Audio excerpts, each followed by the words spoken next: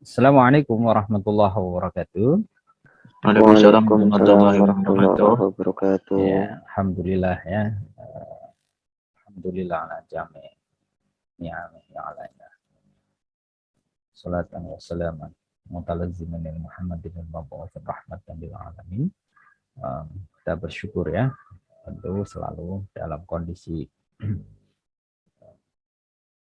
libur ya, masih diberi kesempatan untuk thalabul ilmi. Liburnya kita anggap aja nanti ya jam 10. Habis ini libur ya.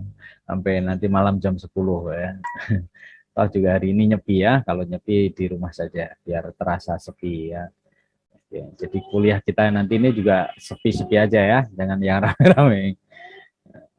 Baik, sudah hadir ya, alhamdulillah Mbak Mariama, Mbak Ita, Mas Eli Nurmansyah, Mbak Lutfah, Mbak Intan ya, Mbak Sukna dan Mbak Ayu ya, Mbak Rika ya, yang Mas Irfan, Mbak Robiatur, Mas Imamul Haq. Ya, ini yang biasa lalu di awal ya menghidupkan kameranya. Saya sapa juga, Assalamualaikum Mbak Ana, Mas Khairum, Mbak ya, Khairum Mutmainah, Mas Riki Maulana, Mbak Anis, Mas Agung, Mas Lubab ya, Oktaviani Indriani, Nur Aufa, ada Ica kajian deh. Ica ya, namanya Mang Ica ya. Alright. Lalu Mas Fawaz, ada Mas Sony, Mbak Nur Siti Nur ya, Mbak Zianatul Khairiyah, Mas Nur Muhammad Nuh ya, ada Khairul Fakhr Razi, Amalia, Mbak Feria, Mbak ya, Arisa ya, dan banyak nih ya, Mbak Mai. Mbak Mai ini fotonya kayak asli ya. Media Wulandari ya, boleh ditiru tapi ya, sesekali biar dihidupkan kameranya. Halo Mbak Mai, lagi ngapain tuh? Enggak Ustaz, nembe ngambil. Hah? Ambil apa? Sayuran di belakang lah. Oke ya, sinyalnya terang sekali hari ini ya. Oke, terima kasih ya. Ada Mas Abdul Aziz, Mas Rehan, sampai Mas Alpoin, Mbak Salsabila, Mbak Nabil Kamal Al-Qutubi, Nabil Kamal Olaki ya. Oke. Terima kasih ya. Bismillah, kita mulai saja biar efektif. Nanti 1 jam sebagaimana yang kita komitmenkan di awal. Terima kasih di kesempatan ini kita masih meluangkan waktu. Mas Nurmansyah, my voice is clear? Jelas ya suaranya? Jelas Ustaz. Oke, good. Ya, persoalan yang kemarin kita pending dulu, wakaf, karena hanya mengantar sejenak gitu ya. Hari ini kita mengantar sejenak tentang zakat ya. Kemarin sudah kita coba susun ulang untuk yang silabusnya hari ini atau besok, paling tidak mudah-mudahan sudah bisa kita upload ke teman-teman. Dan izinkan saya hari ini untuk mengantarkan tentang hukum zakat ya, hukum zakat, sehingga nanti diskusi selanjutnya kita bisa melakukan pengembangan itu. Biasanya saya mengisi beberapa workshop untuk zakat dan wakaf, memang butuh waktu yang agak intens, tapi kita di perkuliahan ini mengembangkan dalam bentuk kuliah ya, sehingga 1 semester ke depan relatif insya Allah kita memiliki enough time to elaborate, to explain ya, and analyze about zakat and wakaf insya Allah. Baik, zakat ya di era milenial sekarang ini tentu menjadi hal yang digandrungi banyak pihak. Sekali lagi banyak digandrungi karena menjadi sesuatu yang profit, bernilai keuntungan, baik secara spiritualitas ataupun baik secara finansial, sehingga negara pun sampai melakukan satu proses ya, approach terhadap zakat ini, sehingga berdirilah lembaga seperti Basnas ya, lalu lembaga-lembaga amil zakat itu lalu juga dikontrol oleh pemerintah sedemikian rupa dengan perundang-undangan tentang zakat yang hadir di tengah-tengah kita saat ini. Begitupun persoalan-persoalan lain tentang zakat, secara regulasi sudah ada, tapi secara implementasi saya cek juga di perpajakan belum sepenuhnya terjalankan, yakni zakat menjadi pengurang atas kewajiban membayar pajak, gitu ya.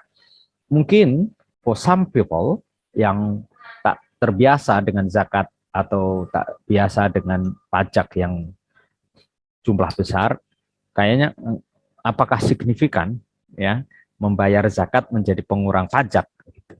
Ya kalau berpikirnya linear begitu, memang nampaknya itu small, ya begitu kecil untuk melihat satu bentuk ini ya zakat itu menjadi pengurang pajak.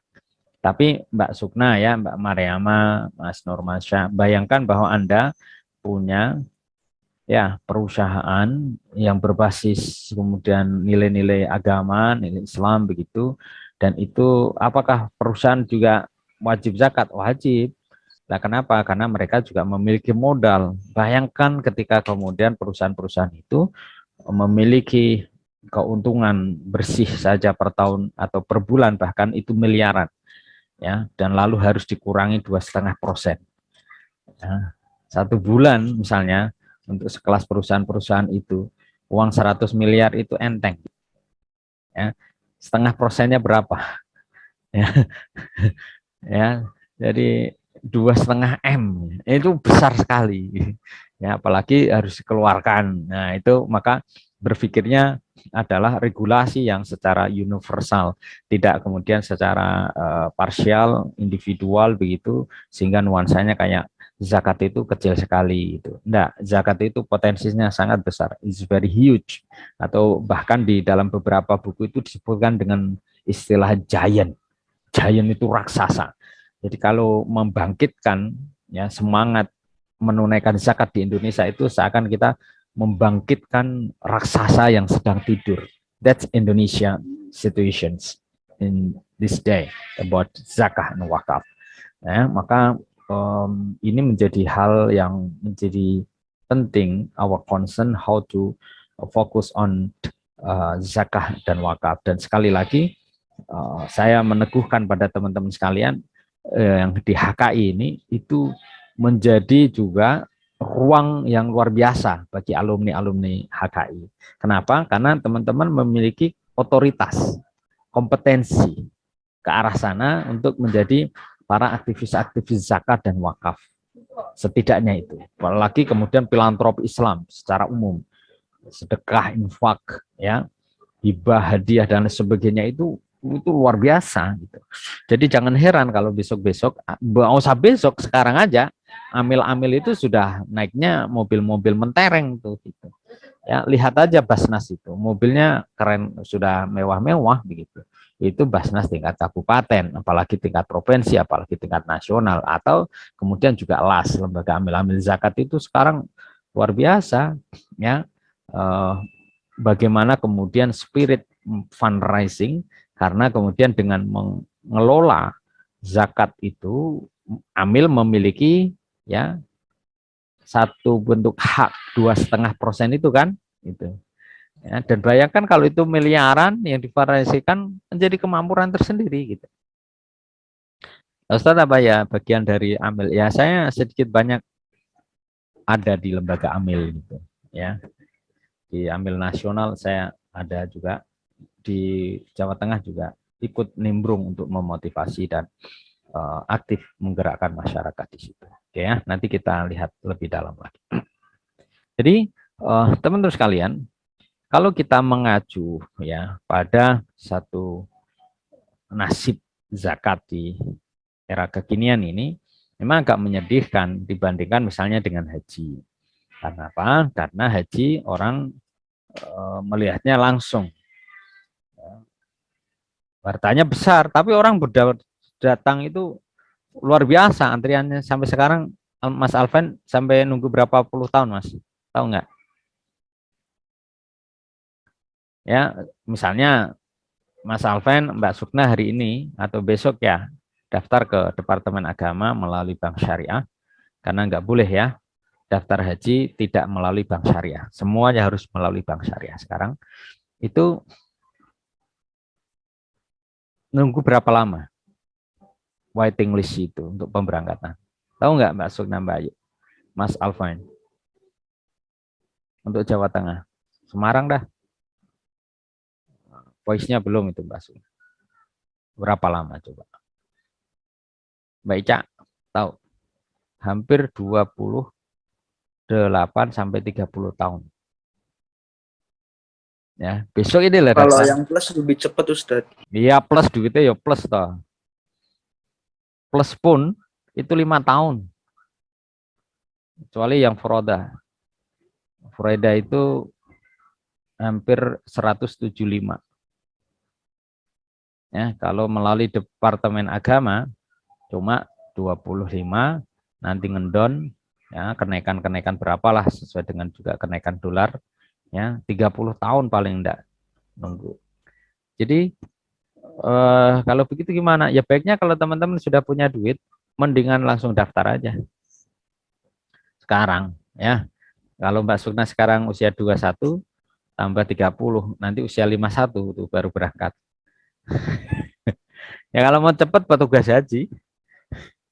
Petugas haji syaratnya sudah haji. Ya, kecuali di channel ya. Aku ya pengen no. Teman saya sekarang direktorat haji. Ya teman sih, bukan lalu untuk nepotis ya. Cerita aja nih mah. Ya.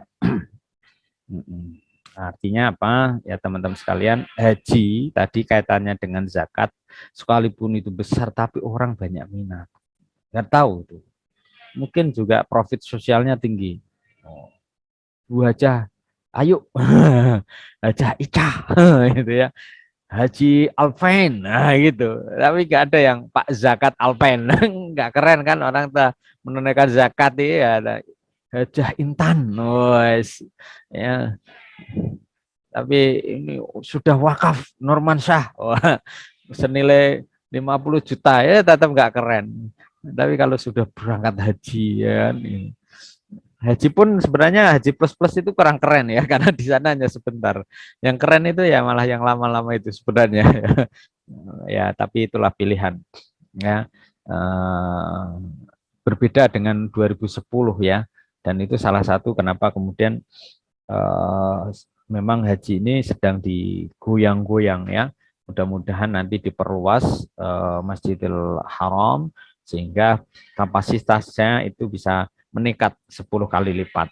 Paling tidak butuh 5 tahun lagi. Konon 5 sampai 10 tahun itu kuota untuk haji Indonesia akan dilipatkan 10 kali lipat karena Masjidil Haram juga kemudian mengalami perluasan yang 10 kali lipat begitu. Jika kalau kemudian 30 tahun ya paling tidak menjadi berapa itu? Menjadi 5 tahun ya hajinya kan begitu ya. Yang penting menurut saya adalah teman-teman sekalian berkaitan juga dengan di fikih muamalah. Dulu fikih muamalah yang ngajar siapa? Ada fikih muamalah. Mbak Lutfah? Mas Itmam? Ada fikih muamalah udah ngambil belum? Anis. Anis ya? Habis Ustaz. Oke, boleh tahu beberapa hal yang dibahas misalnya di fikih muamalah apa aja? Lebih membahas Bang Ustaz. Bang siapa? Bang Itmam atau Bang Alvin? Bang ya, antara Bang. Nah, lalu apa yang jadi salah satu bahasan? Bang konvensional haram enggak atau apa yang lalu hasil dari elaborasi bersama?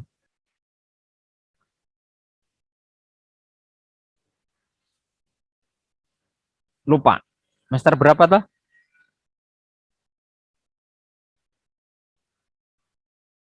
Lali ya. Semester 4. Ya, baru kemarin kan berarti Mas Imam. Nah, hasilnya apa kira-kira? Mal hukmu al-bank syariah atau bank konvensional. Mal farqu baina bank syariah wa konvensional. Hah? Apa-apa? Enggak dengar saya. Oh, baru. Ini masih proses. Masih proses. Semester 4 baru 2 kali pertemuan, Ustaz. Yang semester 6? Sudah dong. Sudah Ustaz. Tolong dong dikasih tahu kita apa gitu yang sudah dibahas. Hukumnya gimana, Mbak Chandel Clara Cantika? Kalau yang konvensional itu lebih ke haram ya Ustadz. Ada pendapat ulama dua pendapat. Salah satunya ada yang bilang haram, ada yang bilang nggak haram. Dengan alasan yang nggak haram itu karena menurut bank sendiri itu apa kayak jasa gitu Ustadz, jasanya. Jadi itu bunganya itu bagaikan jasa gitu. Menurut ulama siapa saya lupa Ustadz. Tapi kalau ada ulama lain yang menetapkan bahwa sesuai yang di Al-Quran, bahwasannya yang mencatat, apa, yang menulis atau karyawannya semua itu akan masuk neraka, Ustadz. Kayak apa nggak boleh haram gitu, intinya kayak gitu. Karena teman-teman syariah nggak ada yang daftar ya di bank konvensional ya. Jangan ada, Ustadz, nggak ada kayaknya. Alhamdulillahnya nggak ada. Karena nggak masuk kompetensinya. Kalah sama teman-teman bank dari ekonomi. Oke. Selain Mbak Clara, siapa yang di semester 6 sekarang yang sudah ngambil muamalat? Mas Alfa sudah. Mas Alfa semester berapa? Baru semester 4 Ustadz. Oh ya, 4 ya. Yang 6 dah. Kalau selain Mbak Alia, kalau Mbak Alia pasti sudah itu. Mbak Marisa udah belum? Wah, saya hidupkan kamera sebentar udah dipanggil, Ustaz. Dengan saya matikan.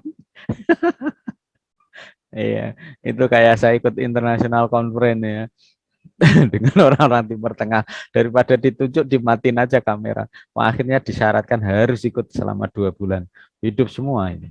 Cuma orang Timur Tengah kan syekh-syekhnya itu nggak suka dialog, sukanya monolog gitu. Sehingga kita ya aman-aman aja.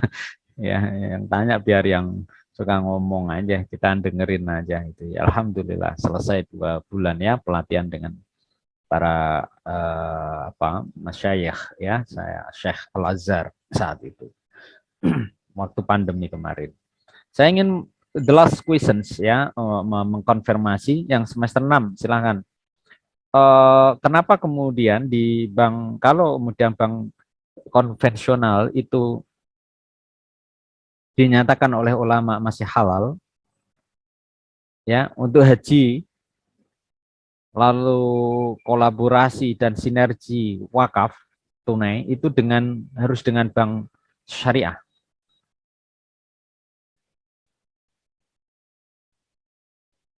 Ya, oke, bank konvensional sebagian ulama membolehkan, right? Saya tidak harus dibolehkan ya. Oke, Mbak Clara, silahkan.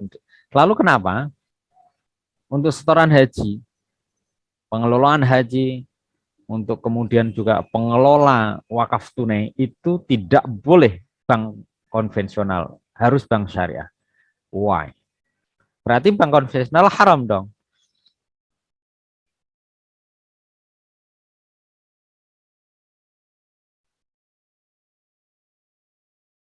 Deng, waktu habis. Ya, ya, nanti PR ya, PR lagi pokoknya.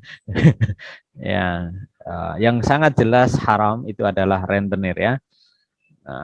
Wa halallahu bai'a wa harramar riba. Allah menghalalkan jual beli, lalu mengharamkan riba gitu. Dan riba bagi at'afa mudha'afa di situ patokannya, standarnya.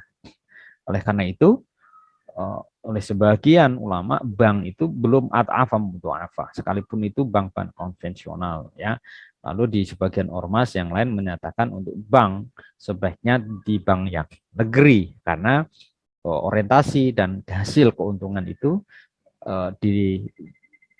dialokasikan untuk kemaslahatan umat ya, rakyat. Kalau bank swasta, maka keuntungan dari bank swasta konvensional itu akan lebih dinikmati oleh para pemiliknya, owner dari bank-bank tersebut gitu. Jadi kalau misalnya ada teman-teman, lalu gimana Ustadz ya?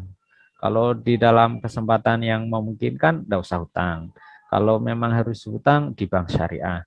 Kalau kepaksa sekali harus berhubungan dengan bank konvensional, syukur-syukur yang negeri, begitu. Ya, yang negeri itu apa? BNI, ya, BRI, gitu ya, BTN, mandiri dan lain-lainnya itu yang negeri. Kalau ternyata harus berhubungan dengan bank swasta yang lain negeri, ya itu di dalam fi halatid darurah, kira-kira begitu kalau mau cari aman. Sekalipun begitu, kita tidak berani mengatakan bahwa bank konvensional itu hukumnya adalah haram, ya. Arti hati-hati juga itu. Karena banyak itu saudara-saudara yang kemudian ada di bank konvensional akhirnya keluar karena takut difatwain sama teman-teman syariah kalau bank konvensional haram. Akhirnya nganggur, ya, neman-neman itu, ya. Padahal tidak selalu bahwa bank konvensional itu hukumnya haram, gitu ya. Oke, that's not our concern, tetapi itu menjadi singgungan sedikit tentang bahasan kita, karena zakat dan wakaf sedikit banyak nanti akan berhubungan dengan pembahasan juga tentang bank, ya. Oke. Lalu kita lihat di slide, ya.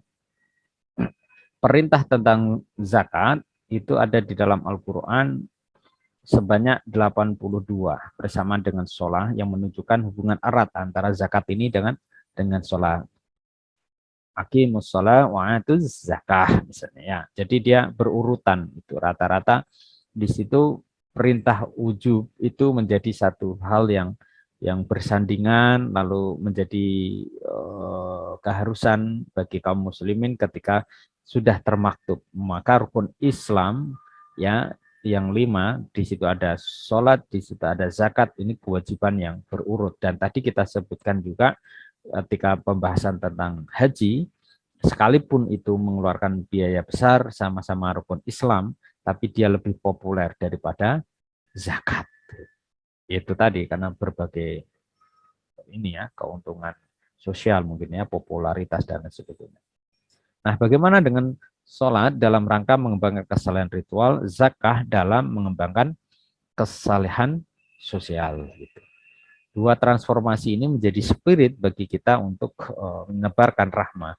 Jadi kalau misalnya Mbak Ayu ya sholat, Mbak Clara itu sholat, kan kembalinya lebih ke individunya. Tapi kalau misalnya kita berzakat, itu tidak hanya individu kita yang yuzaki, yang membersihkan diri, tapi juga mendapatkan fadilah. Fadilah apa? Hikmah kita membangun relasi sosial, gitu.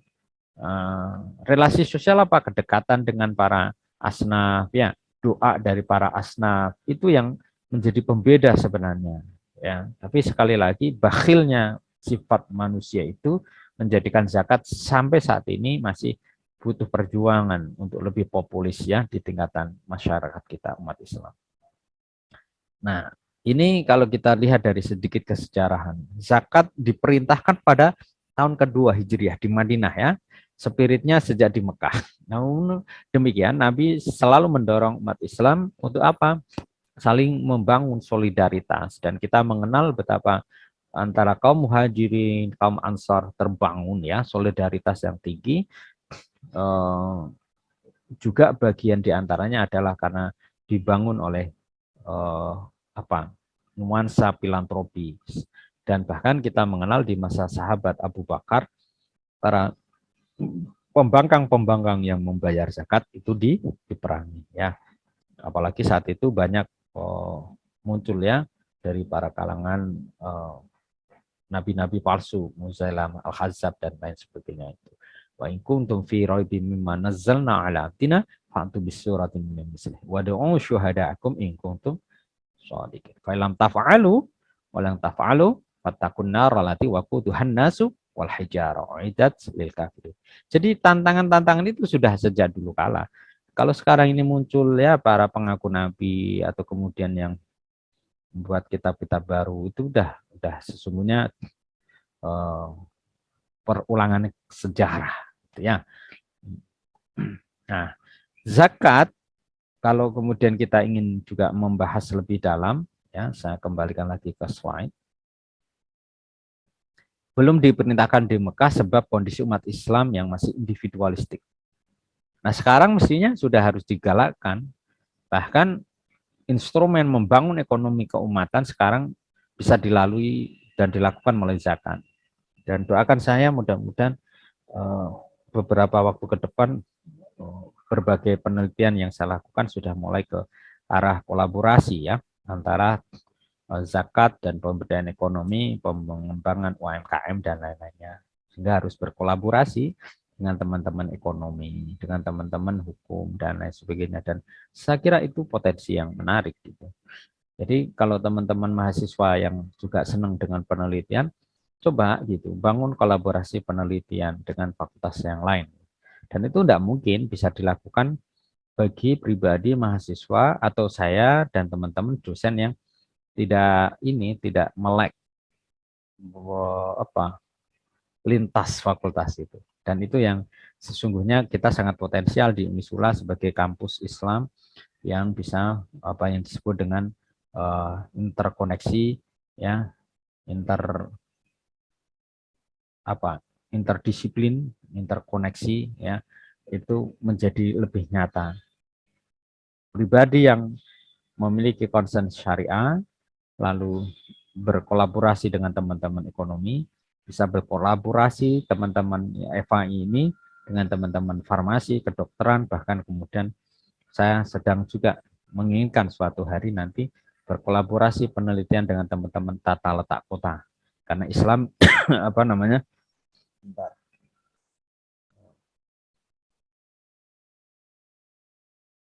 ya masih ada sisa-sisa batuk ya. Mudah-mudahan rekas 10 sembuh.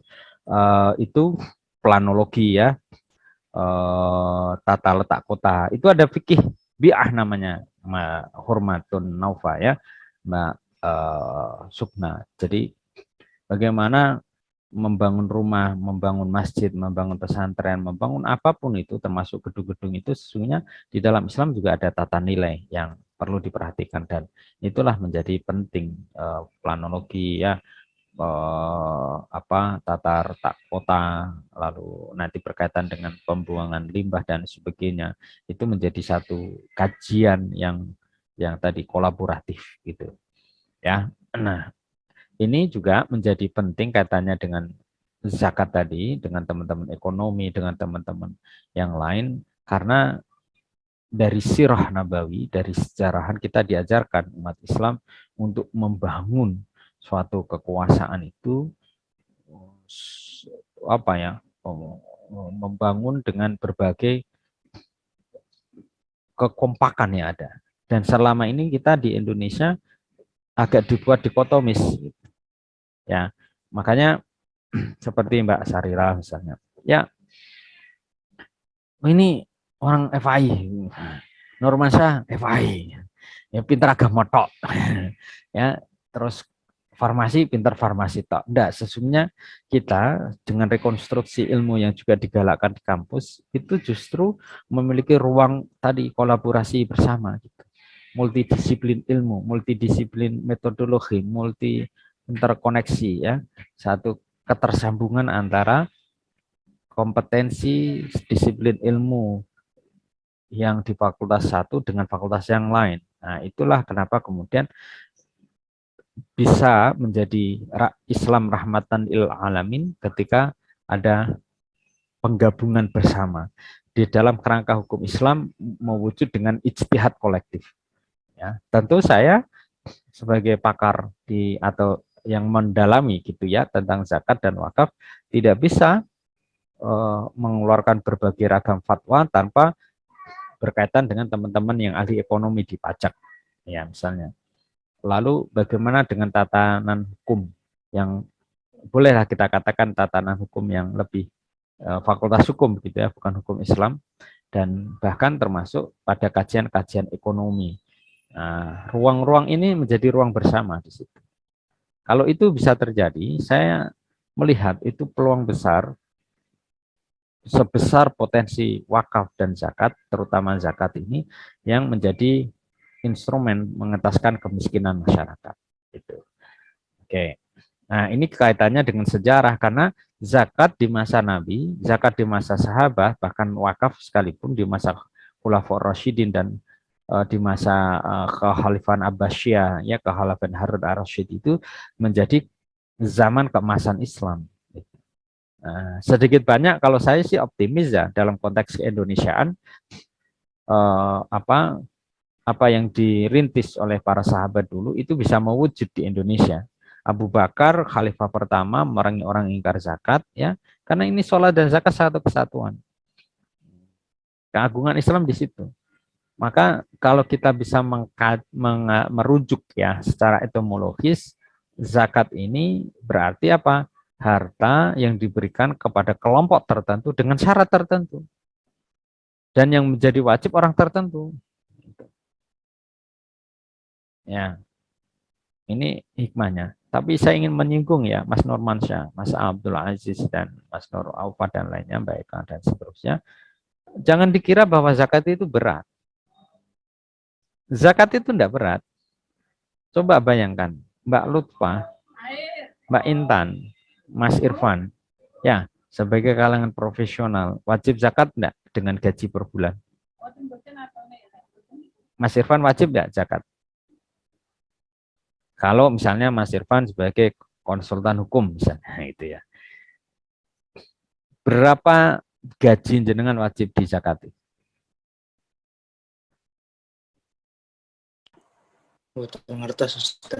Oh ya, belum ya. Baik, karena itu kita kuliah bersama ya. Oke. Mbak Lutfa? Profesi 2,6, Ustaz. Zakat profesi 1,6 atau 2,6 ya, Ustaz? Wah, 2,5. Kalau 2,6 nanti bid'ah loh. 1,6 bid'ah lagi wih. 2,5 Ustaz. 2,5%. Ya, pertanyaan saya adalah zakat profesi tadi itu berapa gaji Anda kita harus sudah membayar zakat? Sebesar berapa harus kalau itu sudah diwajibkan zakat profesi?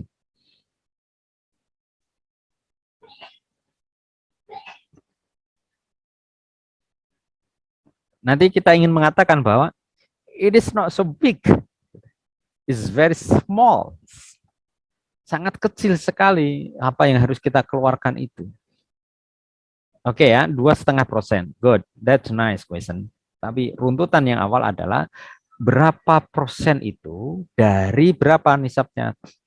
Dari emas sebesar berapa? 85 gram. Nah, oke. Sekarang dikonversikan kira-kira emas 500-an ya. Itu berapa puluh juta penghasilan per tahun ya. Kita bukan per bulan, walaupun gajinya per bulan, tapi untuk menghitung zakat profesi itu per tahun. Berapa kira-kira zakat per tahun yang harus dikeluarkan sudah wajib itu? Ketika sudah mampu mencapai 85 kalikan dengan tadi 500 kira-kira berapa? 45 juta ya per tahun itu gajinya. Karena itu kalau dibagi menjadi 12 kira-kira berapa?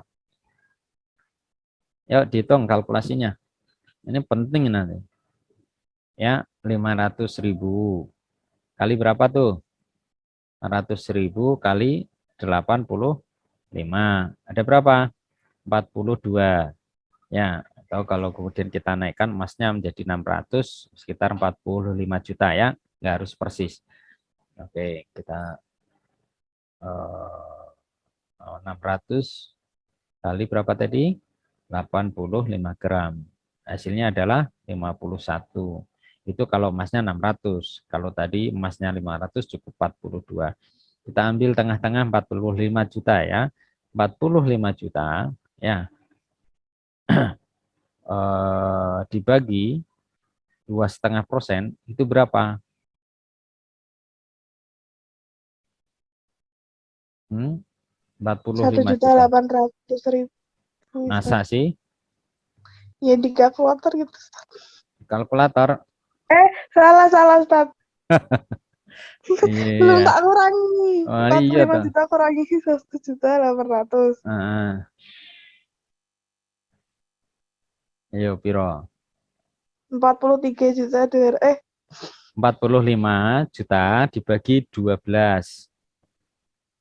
12 bulan maksudnya. Itu jadi berapa? 3.750.000. Oke, 3 juta. Nah, terus 750.000. sekarang guru PNS yang belum sergu atau guru atau enggak usah guru lah, dosen ya. Guru itu yang belum bersertifikasi gajinya berapa PNS itu? Ada 3 juta. Nah, terus UMR-nya Jawa Tengah berapa? Di Semarang. Berapa UMR-nya? 2,8 Ustaz. 2,8. Berarti kan UMR-nya Jawa Semarang belum wajib zakat kan? Jadi sebenarnya kewajiban zakat itu tinggi bagi orang-orang yang sudah dianggap kaya. Ya, jadi kalau misalnya dia pegawai pabrik atau guru tadi dengan gaji 3 juta, kira-kira ada wajib zakat atau belum? Ya, iya, belum kan? Tapi semua PNS itu sudah pasti dipotong gajinya untuk zakat. Ya udah dianggap aja belajar zakat ya. Oke, sekarang kita ambil tadi berapa Pak? 37,5 juta ya. Oke, 2,5%-nya berapa tuh Mbak Lufah? Ya, menghitungnya 375 itu 10% ya. Lalu dibagi 5%-nya berapa? 105-an. 1.500.000. Berapa? 1.500.000. 3.750.000 tadi itu ya, itu kan wajib zakat. 2,5%-nya jadi berapa? Ya, paling gampang gaji guru ya bersergu itu 4 juta. Ya, jadi berapa dia wajib zakat? 1,5. Ya, 400.000 itu 10%. Ya, 5%-nya 5%-nya ya 90-an. Kalau 4 juta berarti kan cuma 100.000 kan? 200.000 itu 5%, 2,5-nya 100.000. Bayangkan, Mas Normansyah sebagai guru atau Mas Normansyah ya tadi profesinya menjadi maklar apa gitu ya. Marketing itu kan maklar kan.